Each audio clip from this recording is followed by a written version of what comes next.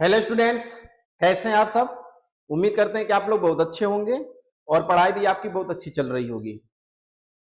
Students, हम लोग previous class में हाइजेंस प्रिंसिपल्स को कंप्लीट किए थे और हाइजेंस प्रिंसिपल के बेस पे रिफ्रैक्शन और रिफ्लेक्शन की फिनोमिना कैसे होती है उसको हम लोगों ने देखा था। उस चैप्टर के बाद अब नेक्स्ट जो टॉपिक है वो है इंटरफेरेंस ऑफ लाइट, यानी प्रकाश का व्यतिकरण। क्योंकि इंटरफेरेंस, चूंकि इसके पहले आप पढ़े हुए हैं कि लाइट में बहुत सारे ऐसे गुण पाए जाते हैं, जैसे लाइट में रिफ्लेक्शन होता है, रिफ्रैक्शन होता है, इंटरफेरेंस होता है, डिफ्रैक्शन होता है, पोलराइजेशन होता है, फोटो इलेक्ट्रिक इफेक्ट होता है। तो ये जितने भी प्रॉपर्टी हैं ये लाइट के वर्च्यू यानी लाइट की प्रॉपर्टीज हैं और इसी प्रॉपर्टी को अलग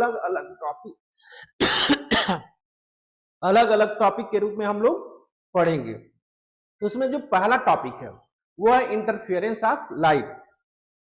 इंटरफेरेंस लाइट की प्रॉपर्टीज है।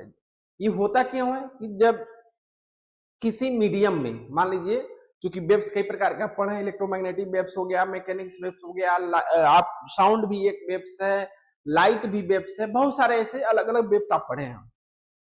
जब किसी मीडियम में वेव्स चलती हैं, मीडियम में कम से कम दो वेव्स होना चाहिए, कम से कम दो वेव। जब किसी मीडियम में दो वेव्स एक साथ चलती हैं तो अब कंडीशन ये भी है कि वो दोनों वेव्स तो चलना चाहिए लेकिन उनकी फ्रीक्वेंसी सेम होना चाहिए, यानी दो समान फ्रीक्वेंसी की जब वेव्स किसी मीडियम में चलती हैं तो उनके सुपरपोजिशन के बाद, अभी हम लोग देखेंगे कि सुपरपोजिशन क्या होता है। सुपरपोजिशन के बाद उनकी एनर्जी रीडिस्ट्रीब्यूट हो जाती है, यानी टू वेव्स मान लीजिए किसी मीडियम में चला तो उस मीडियम में चलने के बाद दोनों वेव्स की फ्रीक्वेंसी सेम है और दोनों एक ही दिशा में जा रही हैं, तो उनके सुपरपोजिशन के बाद जब एनर्जी उनका रीडिस्ट्रीब्यूशन हो जाता है तो एनर्जी डिस्ट्रीब्यूशन होने की घटना को ही हम कहते हैं इंटरफियरेंस, इंटरफियरेंस ऑफ लाइट, यानी प्रकाश का व्यतिकरण। तो उसके पहले हम लोग देखें कि सुपरपोजिशन है क्या, उसके बाद हम लोग इंटरफियरेंस ऑफ लाइट पे विस्तृत डिस्कस करेंगे। सुपरपोजिशन होता क्या है? अध्यारोपण का सिद्धांत, जैसे जब दो या दो से अधिक, टू और मोर देन टू वेव्स किसी मीडियम में एक ही डायरेक्शन में चलती हैं तो मीडियम होता क्या है कि मीडियम का कोई पार्टिकल, मीडियम के कोई पार्टिकल में क्या हो, जैसे वाटर है, वाटर में अगर आप एक स्टोन डाल दें, स्टोन का एक टुकड़ा फेंकें तो पानी का क्या होता है, उसके पानी में ऐसे वेव्स के रूप में आगे की तरफ बढ़ता है, पानी में वेव्स प्रोड्यूस होता है, लेकिन पानी क्या है उसके लिए मीडियम है तो पानी के पार्टिकल्स में भी डिस्प्लेसमेंट होता है।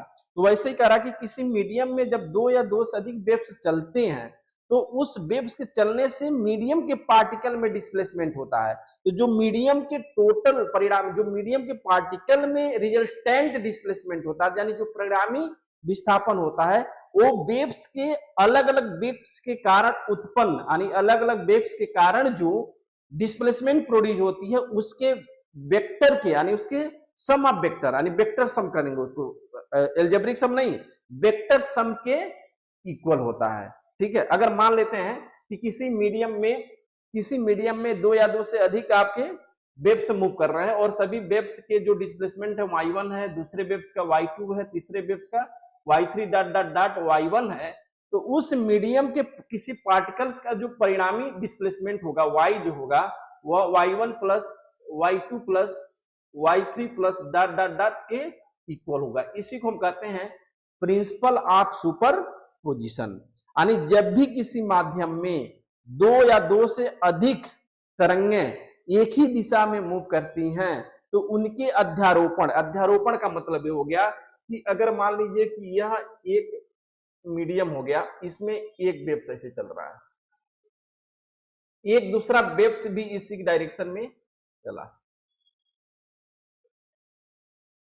तो अब यहां पे देखिए, अब इन दोनों के मिलने की वजह से एक तीसरा परिणामी वेव्स प्रोड्यूस होगी ए, तो इसका जो y होगा वो किसके इक्वल होगा, इन दोनों के इक्वल होगा, y1 प्लस y2 के इक्वल होगा।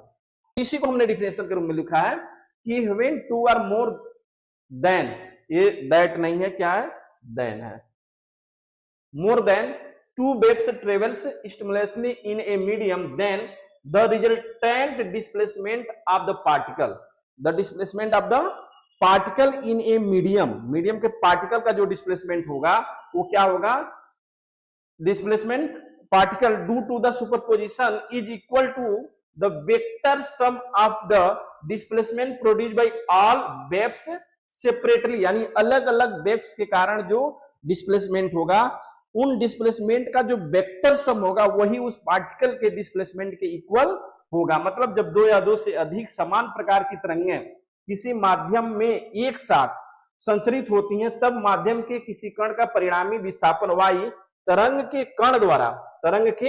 कण द्वारा इस कण पर उत्पन्न अलग अलग विस्थापनों के सदिश योग के बराबर होता है। इसे तरंगों के अध्यारोपण का सिद्धांत कहते हैं, अर्थात y इक्वल टू यानी उस पार्टिकल का रियल्टेंट आपका डिस्प्लेसमेंट है और y1 y2 क्या है, अलग अलग तरंगों के कारण उत्पन्न पार्टिकल में डिस्प्लेसमेंट है, उनके सम के बराबर होता है। अब इसी बेस पर आपका इंटरफियरेंस वर्क करता है, यानी जब दो या दो से अधिक तरंगें किसी मीडियम में जाती हैं तो उनका इंटरफियरेंस होता है। इंटरफियरेंस के बाद जो एनर्जी होती है उसकी एनर्जी रिडिस्ट्रीब्यूशन होती है। एनर्जी मतलब इंटेंसिटी ऑफ लाइट रिडिस्ट्रीब्यूट होती है, तो कहीं पे इंटेंसिटी अधिक होती है तो कहीं पे इंटेंसिटी कम होता है। तो अब एनर्जी डिस्ट्रीब्यूट हो गया है, तो एनर्जी डिस्ट्रीब्यूशन होने की फिनोमेना को ही हम इंटरफियरेंस कहते हैं। क्या कहते हैं, इंटरफियरेंस कहते हैं। अब यहाँ पे जहां पे एनर्जी अधिक होती है यानी जहां पे इंटेंसिटी अधिक होती है जिस पॉइंट पर, उसको हम कंस्ट्रक्टिव इंटरफियरेंस कहते हैं यानी समकोशी विनाशी व्यतिकरण कहते हैं। और जहां पे आपका जो रिजल्टेंट इंटेंसिटी वो मिनिमम होती है उसको हम डिस्ट्रक्टिव इंटरफियरेंस कहते हैं यानी विनाशी व्यतिकरण कहते हैं। तो इस तरह से अगर अब इस तरह से इन सभी कंडीशन को हम लोग आगे पढ़ेंगे। तो देखिए दिया है व्यतिकरण यानी क्या होता है, the phenomena of redistribution, the phenomena of redistribution of intensity of light due to the superposition of two और more light waves is known as interference. यानी जब दो या दो से अधिक वेव्स किसी मीडियम में चलती हैं तो उनका सुपरपोजिशन के बाद एनर्जी का क्या हो जाता है, रीडिस्ट्रीब्यूशन हो जाता है। जैसे यहाँ फिगर से समझिए कि अगर मान लेते हैं कि यह एक मीडियम है, इसमें ए आप का एक वेव चल रही है, तो इसको मान लेते हैं प्रथम वेव्स, प्रथम तरंग यानी फर्स्ट वेव्स, ठीक है। और इसी डायरेक्शन में ए दूसरा वेव्स जा रही है, इसको मान लेते हैं द्वितीय तरंग, द्वितीय तरंग। अब देखिए ये दोनों एक ही दिशा में जा रही हैं, दोनों एक ही दिशा में जाकर इनका देखिए सेम फेज पे यहाँ पे सुपरपोजिशन हो रहा है।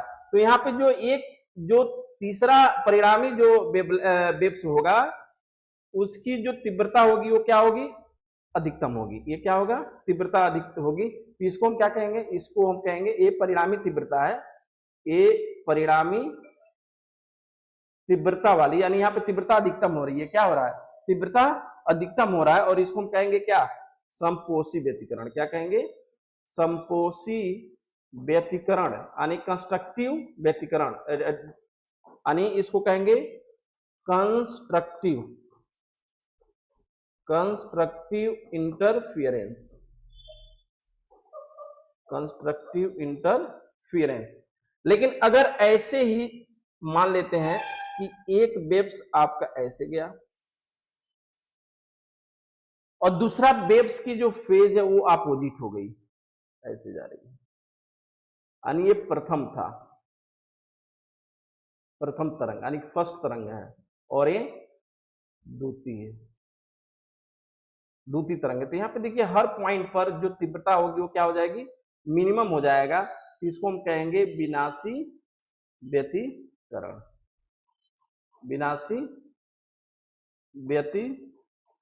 विनाशी व्यतिकरण कहेंगे। यानी इसका मतलब हो गया कि जब दो वेव्स किसी मीडियम में चलती हैं तो उनका सुपरपोजिशन के बाद उसकी इंटेंसिटी किसी बिंदु पर बहुत अधिक होती है, तो उसे हम कहते हैं समपोषी व्यतिकरण। जिस बिंदु पर उनका इंटेंसिटी यानी ऊर्जा बहुत कम होती है, तीव्रता बहुत कम होती है, उसको कहते हैं विनाशी व्यतिकरण। अब इन दोनों व्यतिकरण का हम मैथमेटिक्स रूप में हम लोग डिस्कस करेंगे, मैथमेटिक्स रूप से इसको जानेंगे कि किस पॉइंट पर विनाशी व्यतिकरण हो रहा है या कंस्ट्रक्टिव इंटरफियरेंस होता है और किस पॉइंट पे डिस्ट्रक्टिव इंटरफियरेंस हो रहा है यानी विनाशी व्यतिकरण हो रहा है, इसको मैथमेटिक रूप से समझेंगे, और सुपरपोजिशन के बाद जो नया वेव्स बन रहा है उसका डिस्प्लेसमेंट क्या होगा, इसको हम लोग आगे देखते हैं। तो अब नेक्स्ट देखते हैं expression of resultant intensity and amplitudes and equation after superposition of two waves. तो पहला अगर मान लेते हैं, सपोज मान लीजिए दो वेव्स ले लिए। फर्स्ट अगर वेव्स है उसका डिस्प्लेसमेंट y1 है और उसका जो एम्पलीट्यूड क्या है a1 है, तो उसकी फार्मूला क्या हो जाएगी, y equal to sine omega T minus kx। और अगर एक दूसरा हम ले लेते हैं, दूसरा जो है उसका अगर एम्पलीट्यूड क्या है a2 और डिस्प्लेसमेंट क्या है y2 है, और ये हो गया sine omega T minus kx plus phi क्या है, फेज डिफरेंस है, यानी प्लस फाई मतलब वो अग्रगामी यानी फॉरवर्ड है, फाई डिग्री क्या है वो अग्रगामी यानी फेज डिफरेंस, इन दोनों के बीच का फेज डिफरेंस कितना फाई है, या फाई आगे है, अग्रगामी प्लस का मतलब आगे है।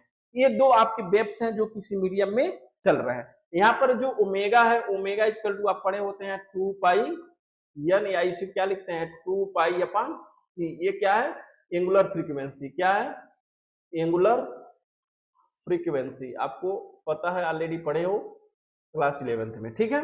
और फाई क्या हो गया, फाई आपका फेज डिफरेंस है, फाई क्या है फेज डिफरेंस, ठीक है।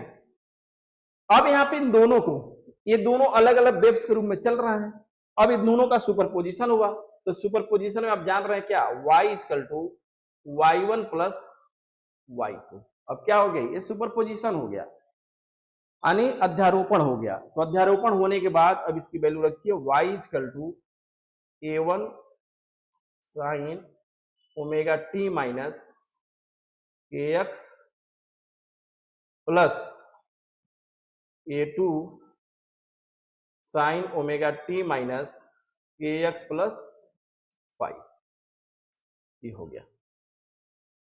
अब इसको अगर ध्यान से देखें तो ये हो गया साइन ए और ये हो गया साइन बी। तो साइन ए प्लस बी, साइन ए प्लस साइन बी, ये आपकी एक चीजें दिख रही होंगी, sign A plus sine B.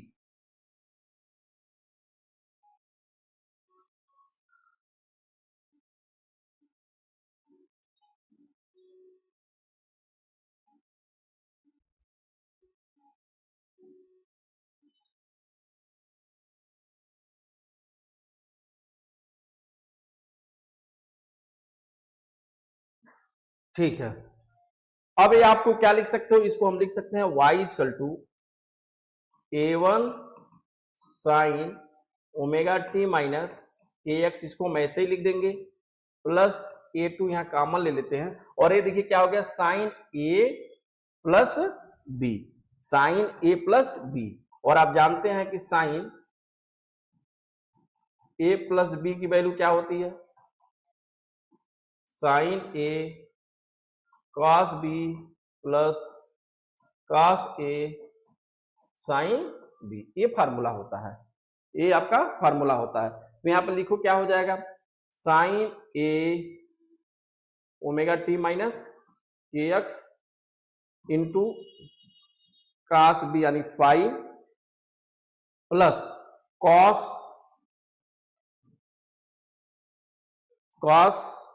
A, cos A मतलब omega T minus kx into sine B. ये आपकी, इसको इस रूप में लिख सकते हैं, या इसको चाहो तो आप मल्टीप्लाई करके लिख लो, y equal to a1 sine omega T minus kx, इसको ऐसे ही लिख देता हूं। अब इसको आप मल्टीप्लाई करके लिख दो, plus a2 sine omega T minus kx into cos 5 plus a2 cos omega T minus kx into sign 5। हमने a2 का इसमें मल्टीप्लाई कर दिया। अब देखिए इसमें क्या कॉमन हो रहा है, कुछ कॉमन हो रहा है। अगर इसमें इन दोनों को देखें, अगर इसमें आप इन दोनों को देखिए, इन दोनों को देखो आप, तो इसमें आपका क्या कॉमन हो जाएगा, y इक्वल टू, इसको लिख सकते हैं a1 plus a2 cos 5, cos 5, और इसमें से कॉमन क्या ले लीजिए, sign omega T minus K x. देखिए ए sign omega T minus K x common ले लिए, क्या बच गया, यहाँ केवल a1 बचा और यहाँ पे क्या बच गया, a2 cos 5 बच गया। क्लियर। अब इसके बाद प्लस, इसको हम ऐसे ही लिख देता हूं, a2 cos omega T minus K x into cos 5, इसको ऐसे लिख दिया गया। अब अगर आप ध्यान से देखिए तो इसको हम लिख सकते हैं ए आपका साइन 5 होगा ना, मिस्टेक हो गया, ए हो गया साइन 5, ठीक है। अब इसको अगर आप ध्यान से देखें तो इसको लिख सकते हैं क्या, मान लेते हैं, मान लिया जाए कि लेट, माना या let a1 plus a2 cos 5 equal to a cos 5 मान लेते हैं, और a2 sin 5, a2 sin 5 की वैल्यू हम मान लेते हैं a, इसको थीटा ले लिया जाता है, theta, a sin theta. a1 plus a2 cos 5 को a cos थीटा मान लिया गया, और a2 sin 5 को क्या मान लिया जाए, a sin थीटा। यह वैल्यू अगर इसमें रखो तो क्या मिल जाएगा, इसको मान लेते हैं इक्वेशन फर्स्ट, इसको मान लेते हैं सेकेंड। इन दोनों को अगर वैल्यू रखिए आप तो क्या हो जाएगा, a cos theta into sine omega T minus K X plus, अब यहां पे क्या माना गया है, a2 साइन 5 को a साइन थीटा माना गया है, तो इसको आप क्या लिख दो, a sine theta into cos omega T minus K x. अब इसको अगर ध्यान से देखिए तो क्या मिल रहा है, a cos माने cos theta, cos a cos b, cos a sin b plus sin a cos b, ठीक है, cos a sin b sin b cos a, है ना, अलग अलग हो सकता है। इसको अगर इसको मान लो आप a मान लिया जाए तो इसको b मान लो, ये हो गया cos b, ये हो गया sin a, यानी sin a cos b, sin a cos b, और यहाँ क्या हो गया cos a sin b। तो फार्मूला क्या होता है आप जानते हो, y इक्वल टू, अभी यहाँ देखे हैं साइन क्या होता है a प्लस b, तो यहाँ क्या लिख सकते हैं, a चूंकि कॉमन है दोनों में, a साइन, a मतलब हो गया omega T minus K X plus b का मतलब हो गया थीटा। तो जो आपका रिजल्टेंट यानी जो परिणामी आयाम मिला, यानी जो परिणामी तरंग मिलता है, जो परिणामी तीव्रता तरंग मिला, उस परिणामी तरंग का जो विस्थापन का समीकरण होगा, इक्वेशन होगा, क्या होगा, y equal to a sin omega T minus K X plus theta. फिर एक बार देखिए, मान लेते हैं कि दो तरंग है, एक तरंगे का जो विस्थापन समीकरण क्या है, y equal to a sin omega t, यानी उसका y1 है, a1 है। दूसरे का मान लेते हैं y2 equal to a2 sin omega T minus K X plus 5 का मतलब दूसरा उससे फॉरवर्ड है 5 फेज, यानी फेज क्या हो गया, 5 क्या हो गया, फेज डिफरेंस हो गया। अब इन दोनों का सुपरपोजिशन से, यानी अध्यारोपण के सिद्धांत से, या सुपरपोजिशन लिख सकते हैं, अध्यारोपण या सुपरपोजिशन, सुपरपोजिशन से क्या हो जाएगा, y equal to y1 plus y2। अब दोनों को जब हम यहाँ रख देंगे y1 और ये हो गया y2, तो अब यहाँ पे देखो ये दोनों को ऐड कर दीजिए। अब ये चीज तो सेम है, लेकिन यहाँ पे देखो क्या है, साइन a प्लस बी है, तो साइन a प्लस बी का फार्मूला क्या होता है, ये होता है, ये आपका फार्मूला है, ये फार्मूला है, साइन a प्लस बी का होता है sine a cos b cos a sin b, ठीक है। तो इसको हम लिख सकते हैं a1 sin omega T minus के a2 कॉमन लेके इसको हमने तोड़ दिया, sine a cos b plus cos a sin b। अब इसका a2 का इसके साथ मल्टीप्लाई कर दिया गया, ये हो गया। अब इसमें अगर आप देखो तो a1 sin omega T minus K X, a2 sin omega T minus K X, यहां तक अगर आप ध्यान दीजिए तो देखो a1 sin omega T minus K x है और इसमें भी a2 sin omega T minus के, इसको हम कॉमन ले लिए, क्या बच गया, यहाँ a1 बच गया और यहाँ a2 cos फाई बच गया, प्लस इसको हमने एज इट इज ऐसे निकाल दिया। अब यहाँ पर मान लिया गया कि a1 plus a2 cos phi क्या है, a cos थीटा है, और a2 sin थीटा क्या, फाई क्या है, a sin थीटा है। जब यह वैल्यू इसमें रखोगे तो आप देखिए अभी क्या मिल गया, cos b sin a और cos b या cos b sin a sin b cos a, तो यह इसी फार्मूले के रूप में आ गया। इसको अगर आप इसमें वैल्यू रखो तो ये जो परिणामी जो तरंग मिला, ये परिणामी तरंग का यह this is the equation, this is the equation of जो परिणामी आपका वेव्स मिला है उसका डिस्प्लेसमेंट का समीकरण हो गया। ठीक है, अब हम लोग देखते हैं कि अगर इन दोनों को देखो, यहां पर इन दोनों इक्वेशन को, इक्वेशन फर्स्ट और सेकेंड को अगर ऐड करना है, स्क्वायर करके क्या करना है, ऐड करना है, a cos फाई का स्क्वायर प्लस फाई नहीं है, क्या है, थीटा है ना, दोनों को स्क्वायर कर दो, a cos थीटा का square plus a sin theta का स्क्वायर। देखो यहाँ पे ये क्या है आपका, इन दोनों को स्क्वायर, इस साइड का स्क्वायर करके जोड़ दिया, बाकी अभी इस साइड का लिख लो, इस साइड का क्या हो जाएगा, equal to a1 plus a2 cos phi का square plus a2 sin phi का स्क्वायर, दोनों को यानी इक्वेशन फर्स्ट और सेकेंड को स्क्वायर करके जोड़ दिया गया। तो इसकी वैल्यू क्या हो जाएगी, यहाँ पे केवल सिर्फ a स्क्वायर बच जाएगा, a स्क्वायर कॉमन ले लो और यहाँ हो जाएगा क्या, sine square theta plus cos square theta equal to, ये क्या हो जाएगा आपका a square plus b square, a square plus b square plus 2a1 a2 cos phi हो जाएगा plus a2 square sine square phi हो जाएगा। इसको आप तोड़ोगे तो इस रूप में हो जाएगा, या इसी को लिख सकते हैं क्या, ये हो जाएगा आपका सिर्फ यहाँ पे a स्क्वायर बच गया और यहाँ पे क्या हो गया, a1 square plus a2 square, a2 square cos square phi, और यहाँ पे देखो ये साइन स्क्वायर फाई a2 है तो इसको हम कॉमन ले लेते हैं, तो क्या हो गया plus sine square phi plus 2a1 a2 cos phi हो गया। इसकी वैल्यू क्या हो गई, 1 हो गया, इसलिए a स्क्वायर इक्वल टू क्या आ गया, a1 square plus a2 square plus 2a1 a2 cos phi.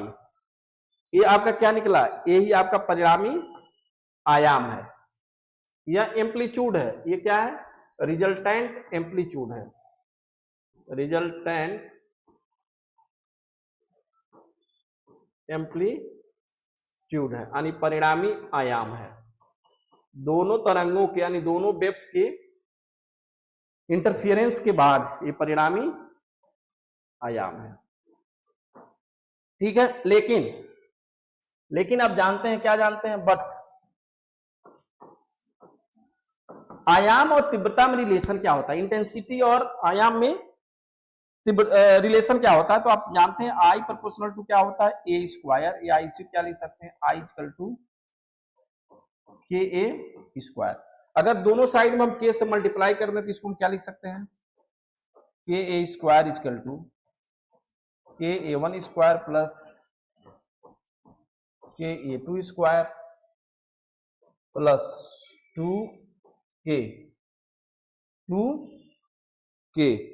अब इसको हम क्या लिख दें, चलिए इसको लिख देते हैं के a1 a2 cos फाई, इसको लिखा जा सकता है इस रूप में।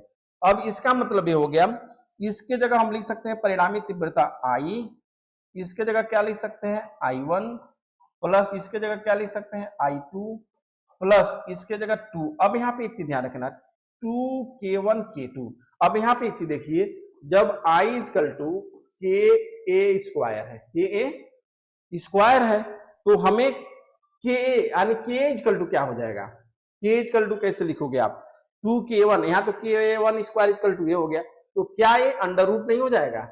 क्या हो जाएगा? ये अंडर रूट हो सकता है कि नहीं? के ए इक्वल टू क्या हो जाएगा? अंडर रूट हो जाएगा। बताइए, K equal to under root I हो जाएगा। इसका मतलब ये है कि इसको हम क्या लिख सकते हैं? Under root I1 into under root I2 cos five, ठीक है। या इसी को हम लिख सकते हैं I equal to I1 plus I2 plus 2 under root I1 I2 cos five. ये आपका क्या निकला? ये रिजल्टेंट इंटेंसिटी की वैल्यू निकला, रिजल्टेंट इंटेंसिटी की वैल्यू निकला, यानी परिणामी तीव्रता, रिजल्टेंट इंटेंसिटी, यानी परिणामी तीव्रता,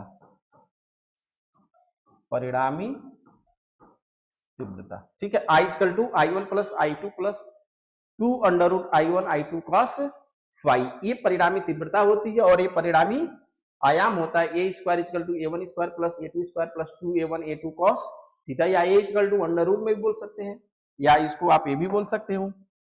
ए इक्वल टू गुलाबी से लिख देता हूं, ए इक्वल टू, क्योंकि गुलाबी आप लोगों को बहुत प्रिय है, A1 square plus A2 square plus 2A1 A2 cos five भी लिख सकते हो, ठीक है। तो ये आपका इंटरफेरेंस के बाद कहीं तीव्रता अधिक और कहीं कम होता है, तो अब उसकी हम लोग व्याख्या करेंगे। यानी ये सुपरपोजिशन के बाद जो इसका परिणामी आयाम हुआ, रिजल्टेंट एम्पलीट्यूड हुआ और रिजल्टेंट इंटेंसिटी हुआ।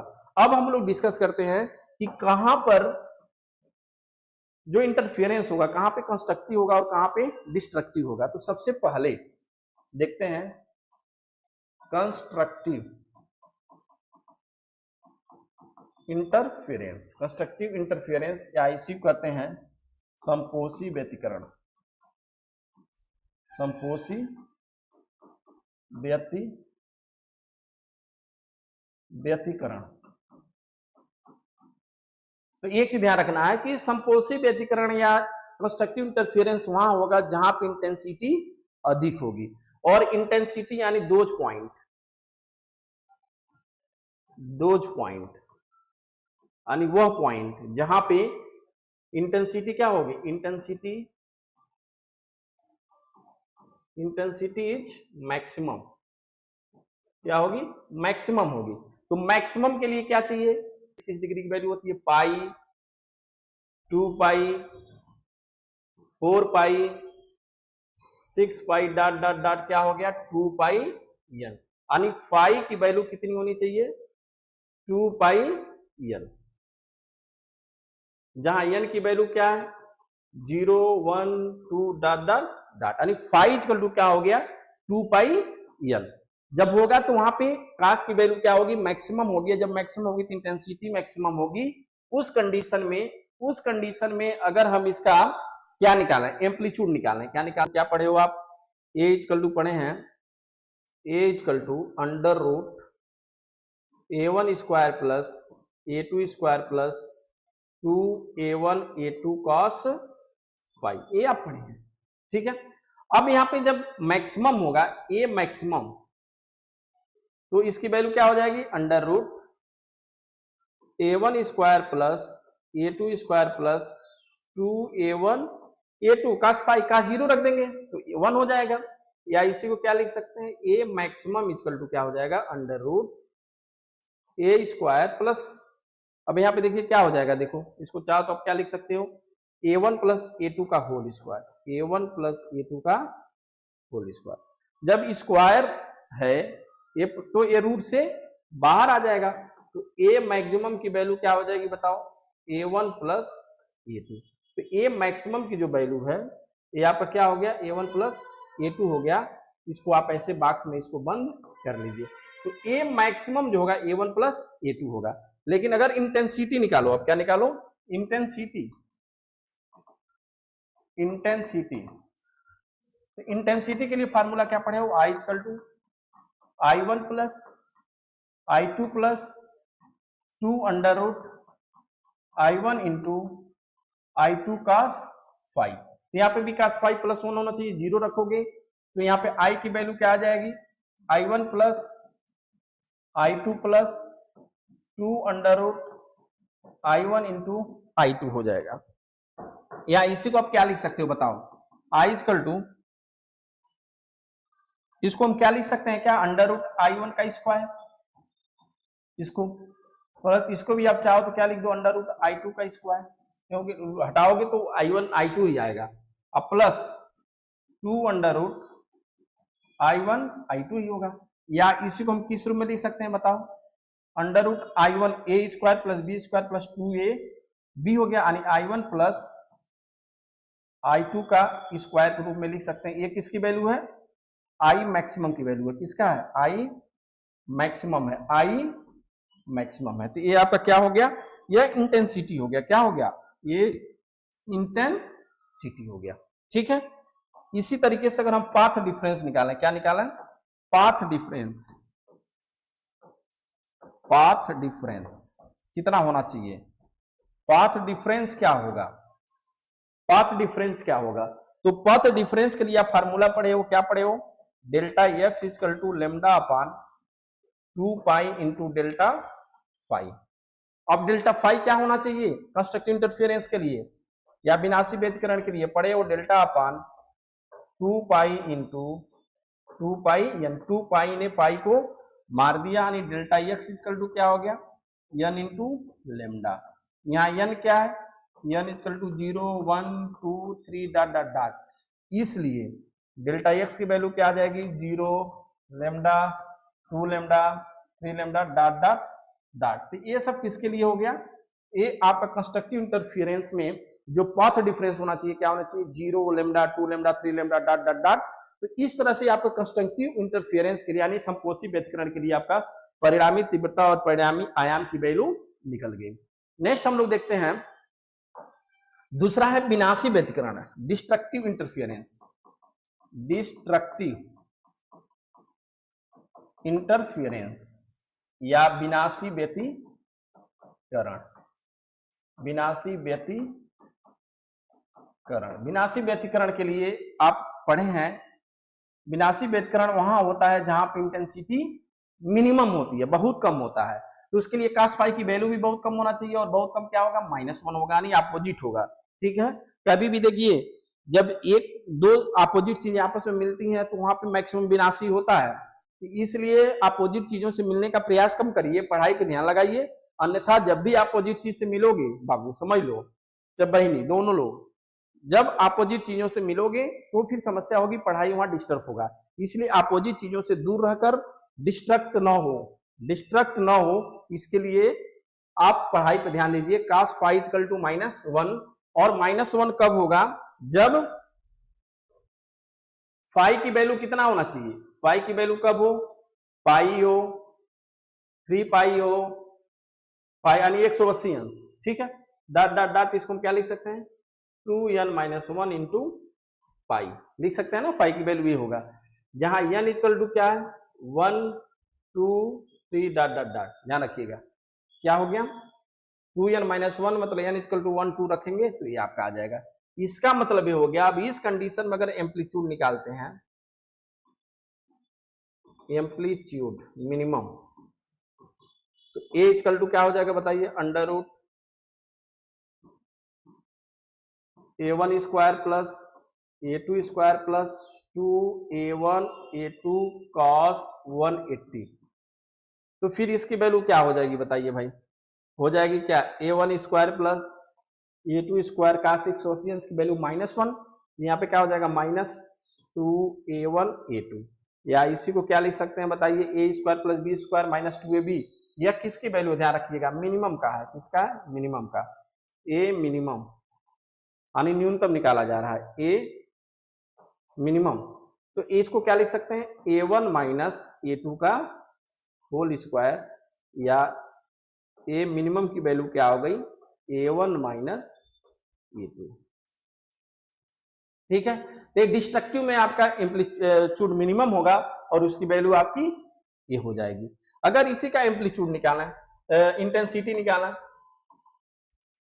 इंटेंसिटी अगर हम फाइंड करते हैं तो इंटेंसिटी क्या हो जाएगी बताइए, I equal to I1 plus I2 plus 2 under root I1 I2 cos 180, या I इक्वल टू क्या हो जाएगा बताइए, ए I किसके लिए है, मिनिमम के लिए है, I मिनिमम, I मिनिमम का क्या हो जाएगा I1 plus I2 minus 2 under root I1 I2 हो जाएगा ना। या इसी को क्या लिख सकते हैं, इसको हम ए भी लिख सकते हैं अंडर रूट I1 का square plus under root I2 का square minus under root I1 into I2, या इसी की वैल्यू क्या हो जाएगी under root I1 minus under root I2 का स्क्वायर। तो क्या हो गया, I मिनिमम हो गया। देखिए ये I मिनिमम की वैल्यू हो गई, ठीक है, ये I मिनिमम की वैल्यू हो गई। ऐसे ही अगर यहाँ पे पाथ डिफरेंस इसका निकालें, पाथ डिफरेंस जब निकालेंगे फार्मूला क्या पड़ेगा अभी आप, delta x equal to lambda upon 2 pi into delta five.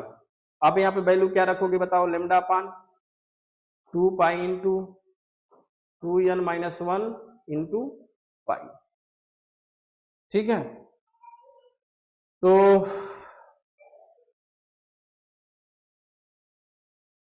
इसको क्या लिख सकते हैं, देखो 1/2,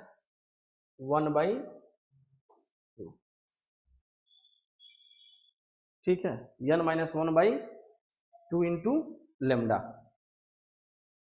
n माइनस 1/2 लेमडा बाई 2, ये किसकी वैल्यू है, डेल्टा एक्स की वैल्यू है, ध्यान रखिएगा, n माइनस 1 लेमडा बाई 2। अब n इक्वल टू 1 रखो, n इक्वल टू 1 रखो, तो n इक्वल टू 1 जब रखोगे,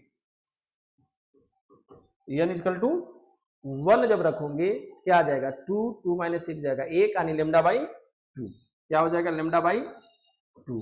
n इक्वल टू 2 रखोगे तो 3 लेमडा बाई 2, यानी 5 लेमडा बाई 2।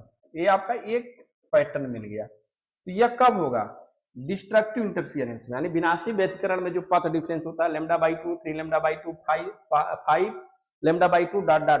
जबकि कंस्ट्रक्टिव क्या था, लेमडा था, 2 लेमडा था, 3 लेमडा था, नहीं 0 और लेमडा के बीच में लेमडा बाई 2, यानी एक पैटर्न मिल रहा है। देखिए 0 और लेमडा के बीच में लेमडा बाई 2 बन रहा है, लेमडा और 2 लेमडा के बीच में आपका 3 लेमडा बाई 2 बन रहा है। तो ये यानी इसका मतलब यह है कि ब्राइट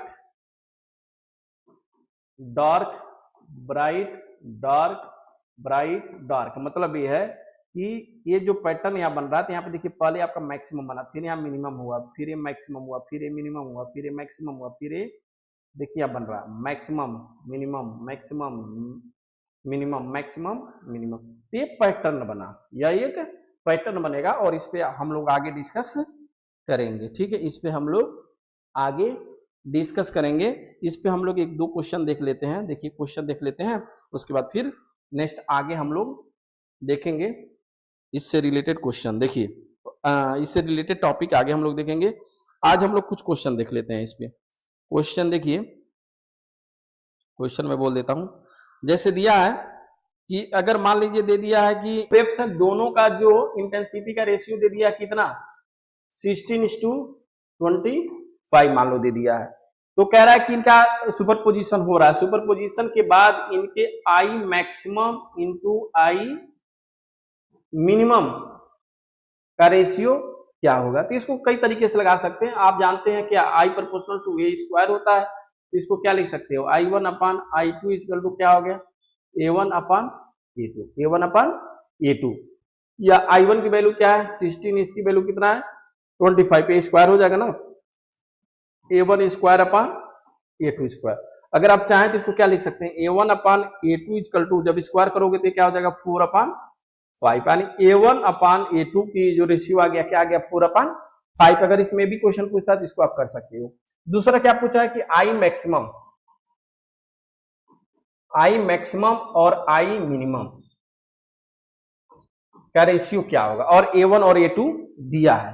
तो आप जानते हैं क्या, I मैक्सिमम इक्वल टू क्या होता है, under root I1 plus under root I2 का स्क्वायर, यानी अंडर रूट I1 की जगह क्या लिख सकते हैं, A1, जिसके जगह लिख सकते हैं A2 का स्क्वायर। मतलब ये हो जाएगा यहाँ पे फार्मूला A1 प्लस A2 का स्क्वायर, और मिनिमम के लिए निकालोगे तो under root I1 minus I2 होगा, तो यहाँ पे क्या हो जाएगा A1 माइनस A2 का होल स्क्वायर।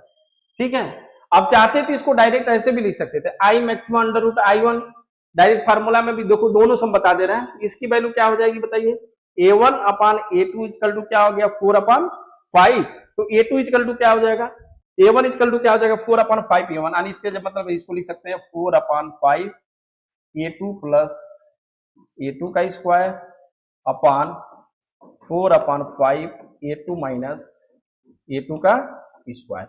इसको क्या लिख सकते हैं बताओ, ये हो गया आपका 5 और ये कितना हो जाएगा 4A2 और 5A2 9A2 का स्क्वायर अपान ये कितना हो जाएगा माइनस A2 का ए स्क्वायर। 5 ने 5 को मार दिया, A2 ने A2 को मार दिया, तो मिला क्या, I maximum equal to I minimum की वैल्यू क्या मिल गया बताओ, 99 81/1, यानी 81:1 का रेशियो मिला, ये आपका आंसर हो गया।